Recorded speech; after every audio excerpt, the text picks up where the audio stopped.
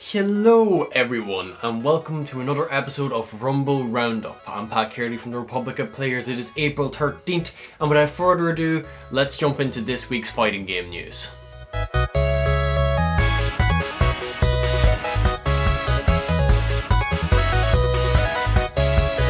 So to start off with this week's Quickfire news, Grand Blue Fantasy vs Sorez and Jetta will be coming to PC today, and they have been out for PS4 since April 7th.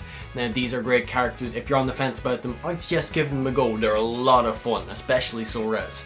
Seiryu is out for One Punch Man, a hero nobody knows, and the Guilty Gear Strive closed beta is giving out its codes this week, as it will be going on this week.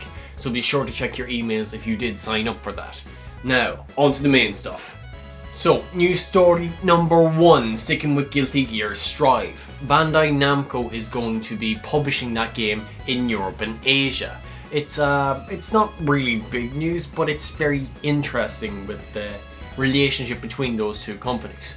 Arc System Works, of course, doing Dragon Ball FighterZ and it being a big success. This has shown that there's a good connection between Bandai Namco and Arc System Works. So there's a possibility that this might mean more future collaborations for more games like Dragon Ball FighterZ, even other franchises. So it's very good to see that that's coming together, and even there was like wee interviews saying that how they met up with each other and how relationships are going very well in general. So very interesting. News story number 2, which is from the developers of Under Night InBirth. They've been looking into Rollback Netcode, which a lot of players are looking for. They haven't implied that if this is going to be for Under Night InBirth or if it's for their next project that they're working on. They've said they have come across a few issues with it, but that they're still working away at it. Now, for those of you who don't know what Rollback Netcode is, it's sort of another netcode from what we're normally using, which is the delay system, where it gives off a feeling that there's no latency, there's no delay, and it's very interesting how it works. From what I've gathered from reading up on it is that instead of having delaying it and having the visuals look fine and having that delay with the input when you press a button to attack, this will get rid of that, and instead it will focus more so on getting the inputs out as quick as possible, but it will lose some of the visuals off it. So let's say you're in the middle of a punch and it was in the delay. Instead of doing the whole delay for it, it will skip to where it should be when you press that button. So it's very interesting, and this would be more suited towards people who really want to get into fighting games. But also, from what I've found out about it, is that if you're more of a casual gamer and you just want to fight online and see the visuals as they're meant to be, you can put it back to sort of the delay system where you can see the whole animations play out and not be worried about them jumping forward. But it's very interesting. I hope to see this here because delays can be impeding on when you play, because it's very different when you play with someone beside you and then play online because of those delays. So I hope this comes to the games. There's nothing really to lose if they do come, because you can always keep it to the way it was beforehand. So yeah, hopefully it comes and improves the gameplay for those games and their future projects they work on. News story number 3, which is One Punch Man, a hero nobody knows. Now, Lightning Max has been confirmed as the next DLC character for the game, but we just recently got Seiryu there this week, well actually last week. And I have a feeling that it's going to be a while before we actually get Lightning Max. That's going to be a good bit off.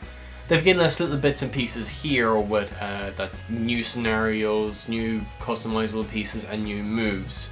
So yeah, it's definitely very good that this game is getting support. I felt this game sort of just disappeared under the rug. I didn't actually hear much on it, to be honest. And I even forgot that it came out, in all honesty.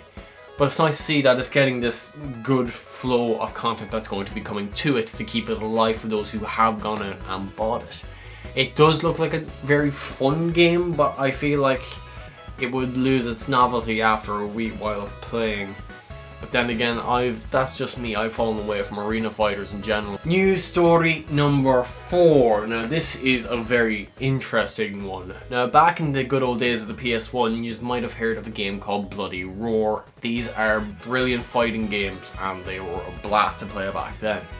But it's been quiet for quite some time since then, but we've actually got a bit of news. And that is Konami has put in a trademark for it. What they have listed it under is downloadable video game programs, recorded video game programs, downloadable video game software, recorded video game software, downloadable computer game programs, recorded computer game programs, downloadable computer game software, recorded computer game software. Now this was trademarked down on March 23rd. So this is exciting. It gives hope that there might be a new Bloody Roar coming, but also you have to sort of take it with a grain of salt with Konami. Now Konami have been sort of, how to say this without being too mean, they sort of butcher the property slightly. This could be some sort of wee small mobile game, or it could be some sort of slot machine game. They tend to do those as well.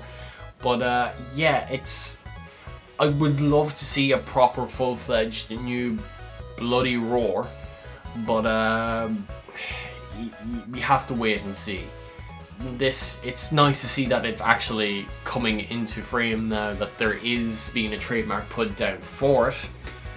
But this is the first bit of news in over a decade for this series, so it's exciting times if you're into Bloody Roar and you were hoping for a comeback at some stage. I think this is a great time for Bloody Roar to come out. Fighting games are starting to gain more prevalence in gaming in general. They're sort of coming back to where they were at the sort of beginning, at the sort of PS1 and backwards, where I felt that that's when fighting games had their really big stride. But I feel like they're starting to come back now, and this would be a great time to capitalize on that if Bloody Roar was to be getting a new game. So all we can really do is cross our fingers and hope to God that we get one. And that's all for this week's fighting news and Rumble Roundup. There wasn't that much, unfortunately, but some very interesting news stories there. Be sure to like, comment and subscribe, and if you picked up any of the characters that have been coming out for fighting games, be sure to comment down what you think below. And until next time, have a good one.